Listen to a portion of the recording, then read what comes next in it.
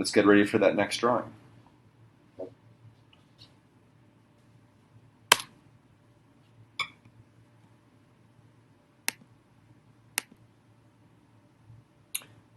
Alright, you guys, now we're back ready for that second drawing, and you can see that I got a little hungry and I had to take a few bites out of my apple. What does that do to our apple?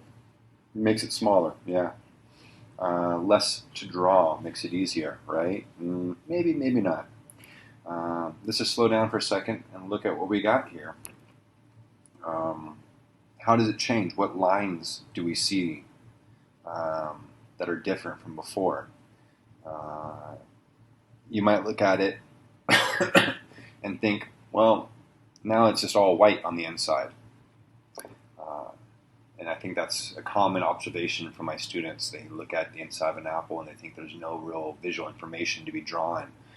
But in reality, let's look at this and think about it.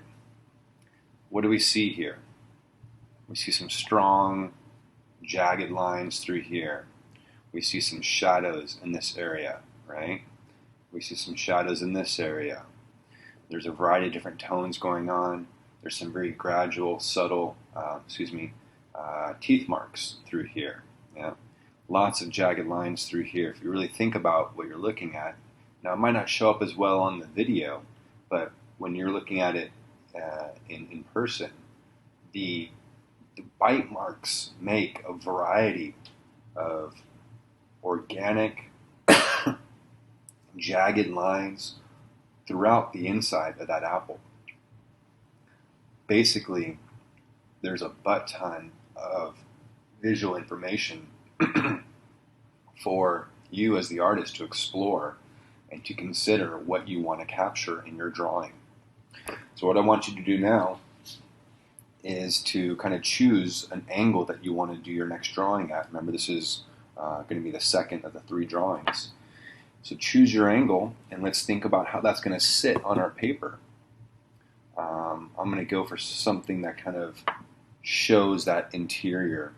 It's going to be a little bit different than what you see on the video as far as I'm holding my apple, but I'm going to show you at this angle. So I'm going to go for the standard bite out of the apple, maybe the old Macintosh logo kind of thing, if you guys remember that at all. Most of you won't know what I'm talking about, but that's okay, showing my age.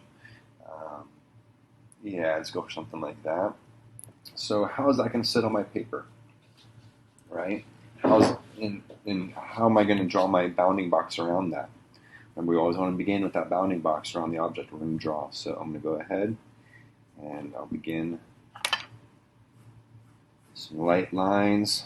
Just like I said before, whether or not I keep this box or not, don't know just yet. But I don't want to draw it so dark. I don't want to apply so much pressure that it's going to be hard to erase if I want to, right?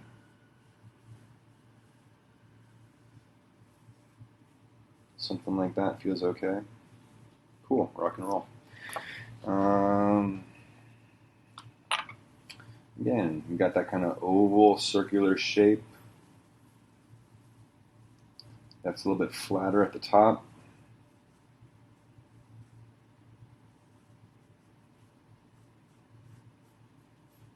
Flatter at the bottom.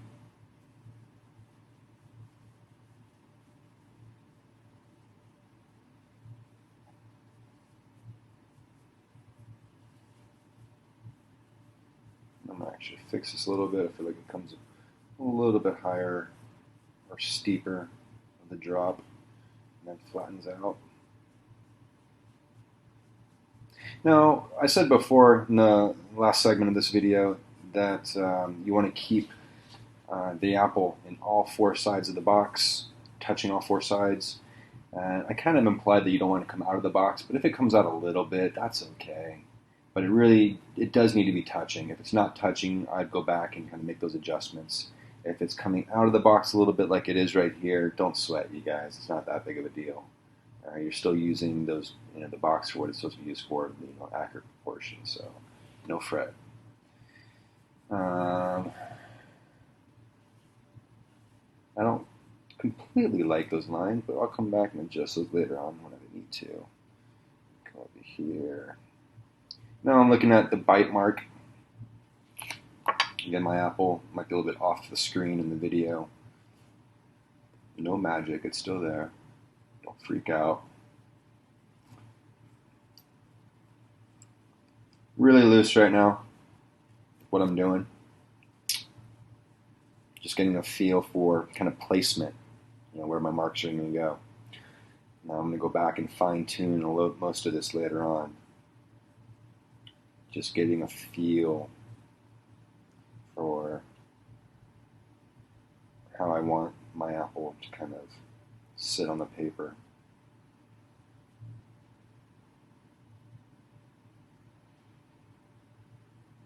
That looks pretty good.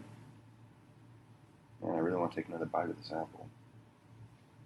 It's a fairly meek breakfast this morning.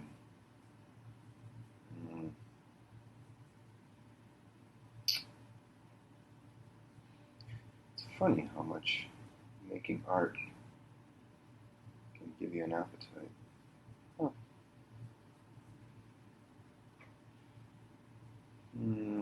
See another layer in here so you can see what I've been drawing. It's kind of focusing on this line back here. Now I'm going to kind of think about some of these lines in here, some of the main ones that I see. There you go. Now most of the lines that I'm looking at, they have kind of a jagged feel. It's almost like you're drawing a rocky surface. That's what the interior of an apple kind of feels like to me. A very rocky surface.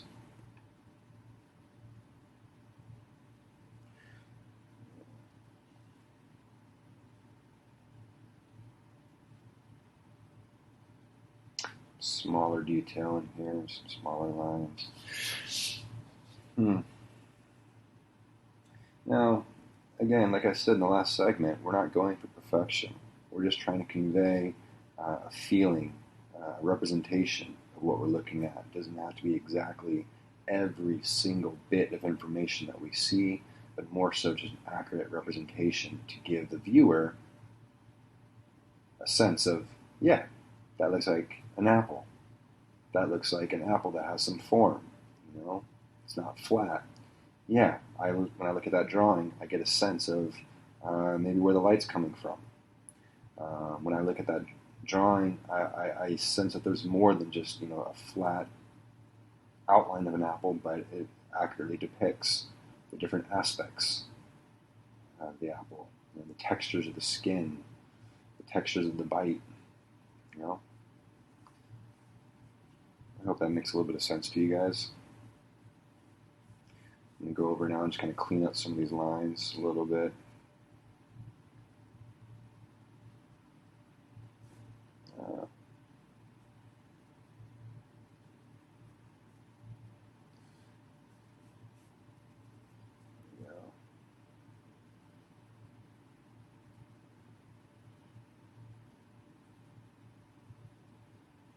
Jump up here again.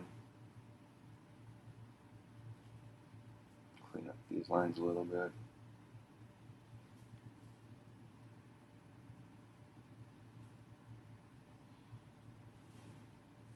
Now I'm going back into some of that skin detail that we were working on so much in the last segment of that video.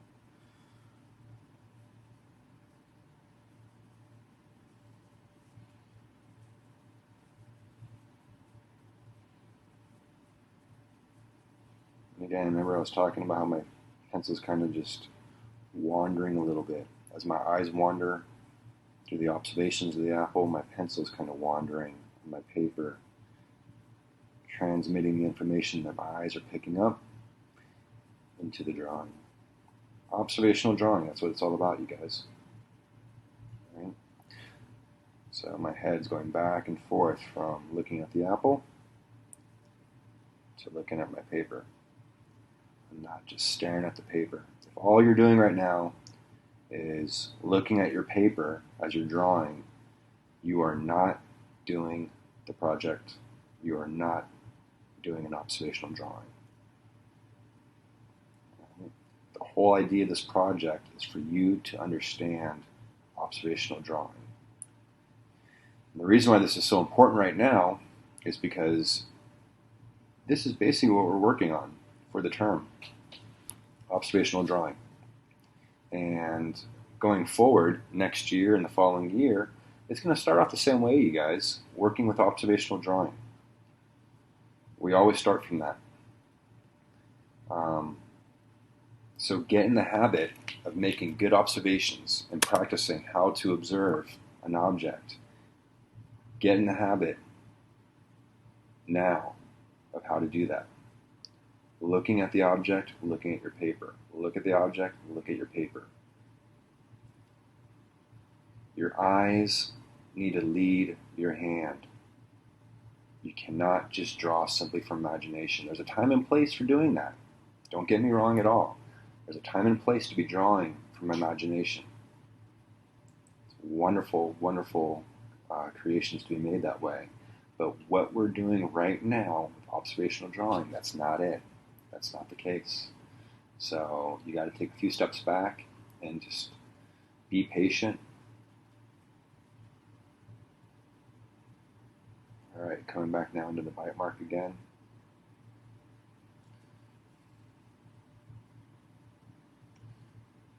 Looking at some of those teeth marks, just how to make some different grooves. Again, it's kind of like drawing a cliffside, right? These rocky shapes. Lots of different little scribbly lines. Got some darker tones over here. Over here I might just start, taking the edge of my pencil, the side of it. Let me see if I can file this down a little bit. Let me get that a little bit softer. It's coming off a little bit too stiff. Let's see if that helps. So I got some shadows on the side of my pen from my apple. You can see like I'm kind of drawing in this area here. So yeah, it's looking pretty dark. Do I want it that dark? I don't know. Not sure just yet if that's going to work for me. I'm not going for perfection, but you are going for what you feel is correct. I might go back over that a little bit and soften some of those marks, some of that shading with an eraser. The other thing I'm noticing is as I'm taking my time to do this drawing, the apple is slowly starting to turn a little bit brown where I bit it. So it's another observation to be made. And as the artist, you have to decide, is that something that you want to convey and capture in your drawing, or something just to kind of dismiss and not let that detail kind of influence what you're creating.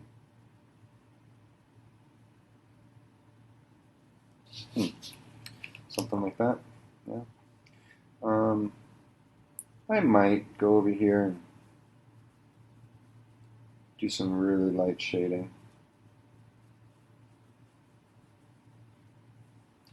I've never found myself to be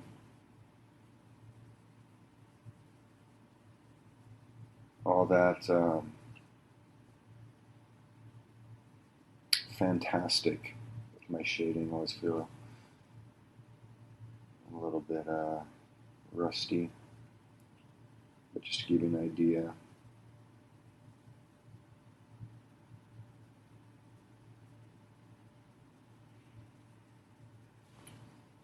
A little bit darker at the bottom.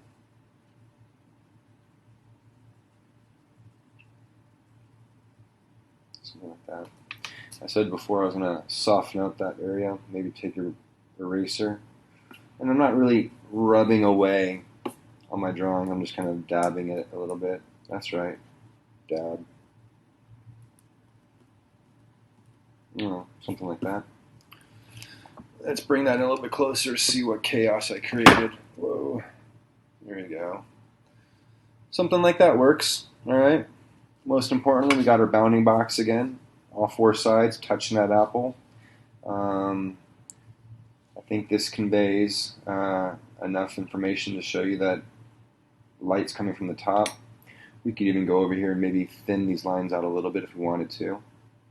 Typically, with observational drawing and recognizing the direction of light, where the light is coming from, where it's hitting, the lines we're making will be much thinner. So, I want to kind of thin these lines out, maybe lines that come and go. That looks pretty good for the second part of our three-part drawing. So let's go ahead and stop there.